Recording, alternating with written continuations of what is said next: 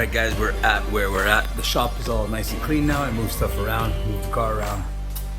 It was time to clean up. I was starting to feel it. It was starting to get to me. The dirt, the clutter, the mess, everything was starting to get me down. So check it out, clean the floor. And move the car around. Got the back facing me now because now we're gonna dig into the back half of it. Everything here is all taken care of. I got everything done that I wanted to do. The things that are missing will be like final assembly deals, doing like the face of the gauges, the hold the gauges in, doing the top piece here. I got a pretty good idea with like Velcro and stuff. That's gonna make it real simple. Everything else, putting the seats in, everything already fits. I've already mocked up the seats, the steering wheel. Everything's good. The shifter position, the trans tunnel, that's over on the side because that's gonna be another finishing deal. As for the inside the cab, I gotta seal it up. I'm gonna use some sort of like, not silicone, but that kind of base deal, you know what I mean? Maybe some tape and stuff, just the little tiny gaps. But everything inside is super solid. All the floors are very solid. They don't rattle, they don't nothing. It's good to go.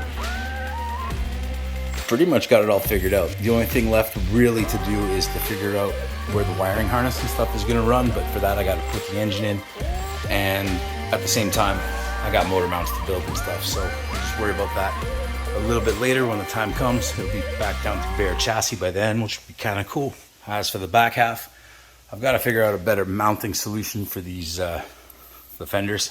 I mean, there's a bigger gap than I want. They're not really bolted down super tight, but they don't hold as well as I thought they would. I hope they would. That was a terrible idea. It's big and useless. These two, they sag down. I got some different materials, so we're going to try to play with that. Try to make these line up really well.